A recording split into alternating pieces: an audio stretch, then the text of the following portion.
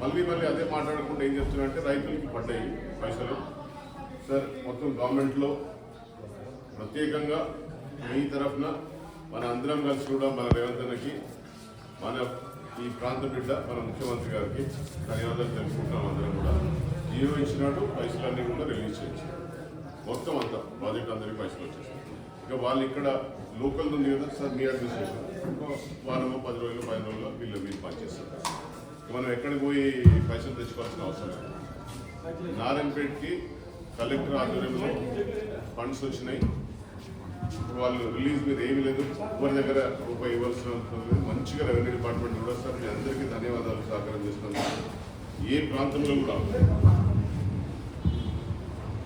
స్వతంత్రం వచ్చిన తర్వాత భారతదేశ చరిత్రలో ఇట్లాంటి అక్విజిషన్ ఎక్కడా జరగలేదు. రైతుల కోఆపరేషన్ మీరు అనుకున్న విధంగా కలిసి చేసుకున్నాం. అందరం మీరు మాట్లాడే వాళ్ళకి అవకాశం ఇస్తారు. అందులోనూ ఒకళ్ళు 2000 ఒకళ్ళు ఏదో ఒకటి ఉంటుంది. మన ఇంట్లోనే అన్నదమ్ములు ఉంటుంది, చిన్న చిన్న పంచాయతీలు ఉంటుంది. ఇది పబ్లిక్ కాలేజ్, భూములకి అటాచ్మెంట్ ఉంటుంది, రాజకీయ కోణం ఉంటుంది, దాంట్లో రకరకాలు మాట్లాడతారు. ఇక్కడ రాజకీయం చేయట్లేదు ఏం చేయాలి, అందరూ అంటే అన్ని పార్టీలు అంటే ఏది కూడా మాట్లాడుతున్నారు. కావాల్సింది కానుపూర్తి విలేజ్ బాగుండాలి.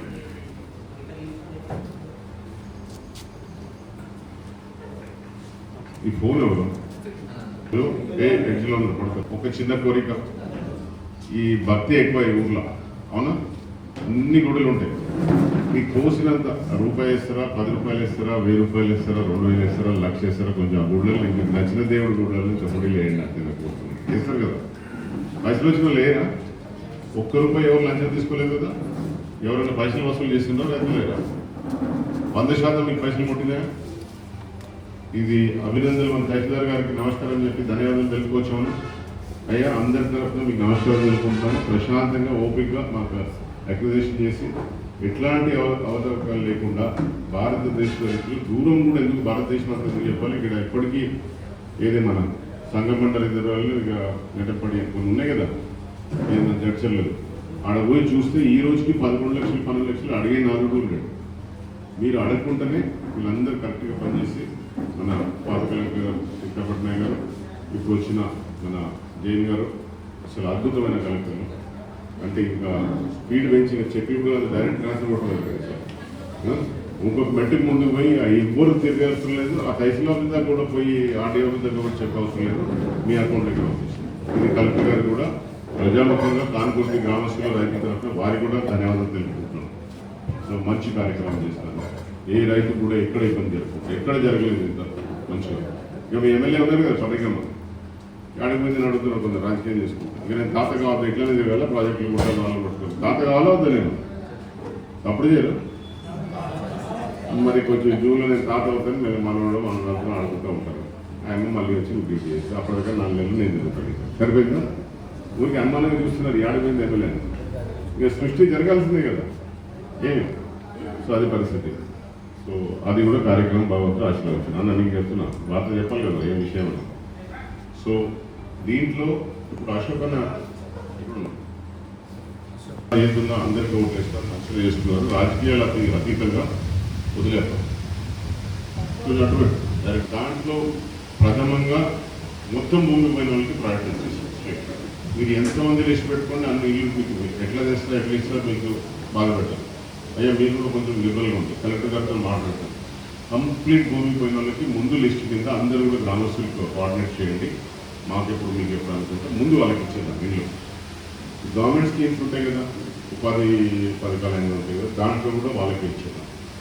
ఈ నిర్మాణంలో ఉన్న ఏమన్నా చిన్న చిన్న వ్యాపారాలు అవకాశాలు ఉద్యోగాలు కూడా వాళ్ళకి ఆ సమస్య చెప్పేస్తాను. దాని వాళ్ళకి ఎక్కువ తీసుకోండి. సో మీరు కూడా ప్రాజెక్టు భాగంగా ఉంటుంది, ఇంత ఉపాధి దొరుకుతుంది, దానివల్ల వచ్చే రెవెన్యూ గ్రామంగానే ఉంటుంది పైసలు. సో ఇవన్నీ విషయాలు ఎట్లాగో చేద్దాం అనుకున్నాము, చేస్తాము. ఇంత పెద్ద చేస్తున్నాం, చిన్న చిన్న విషయాలు మంచి చేస్తుంది. దీనికి ఎక్కడ పెద్ద జరగవలసిన అవసరం. ముఖ్యమంత్రి మంచిగా ఉన్నారు, జియో పెట్టి పోయిన బడ్జెట్లో మనకు ప్రాజెక్టు పైసలు పెట్టి కూడా అందరికీ ఇచ్చేస్తామని చెప్తున్నాడు. కొంచెం ప్రొసీజర్ వల్ల ఒక వారం 10 రోజులు ఎక్కడికి వెళ్ళి ఏప్రిల్ ఎండింగ్కి అతను అయిపోతుంది. మొన్న కొంచెం ఇబ్బంది కలిగించి ప్రాజెక్ట్ స్టార్ట్ చేస్తా అంటే కొంచెం కొందరు రైతులు వాళ్ళ అంటే అనుమానం ఉంటుంది కదా వస్తూ రాదని. సో నేను రాలేకపోయినా వచ్చి ఉంటే పనిచేసి ఉండేది. ఎందుకంటే పైసలు అనేది మన దగ్గరికి వచ్చినాయి. ఇంకెవరితో కొట్లాడాలి ఏడుకోవాలి. ముఖ్యమంత్రి దగ్గర పోలేము కదా, తీసుకుపోయినట్టు బడ్జెట్ పెట్టినట్టు జీరో ఇచ్చినట్టు పైసలు వచ్చినాయి. మీ ప్రొసీజర్ అయితే రాసుకోలేదు. మన ఇంట్లో చిన్న ఒక పెళ్లి చేస్తేనే ఒక 5 లక్షలు ఖర్చు ఉంటే ఖాతా రాస్తున్నారు ఏమో అడవులు ఇస్తాం పైసలు. చెప్పండి ఏమప్ప ఇంట్లో పెళ్ళి అవుతే కొంచెం లెక్క రాసుకుంటావా? మాత్రమే పడ్డాయని చెప్తున్నారు. మేమైతే కొన్ని బార్డర్ లోపాలు ఉన్నాము. ఆ తొందరగా ఆ డబ్బులు కూడా మిగతా రైతులకు కూడా తొందరలోనే వేస్తే బాగుంటుందని మా ఉద్దేశం సార్. ఇంకోటి సార్, మీరు చెప్పినట్టే నిరుద్యోగులకు పూర్తిగా భూమి కోల్పోయిన రైతులకు ఇంటికి ఒక ఉద్యోగము మరియు ఇందిరమ్మ ఇల్లు గతంలో మీరు చెప్పినట్టే మాకు ఒక ఇందిరమ్మ ఇల్లు కూడా శాంక్షన్ చేసి ఇప్పిస్తే బాగుంటుందని సభాముఖంగా అడుగుతున్నాం సార్.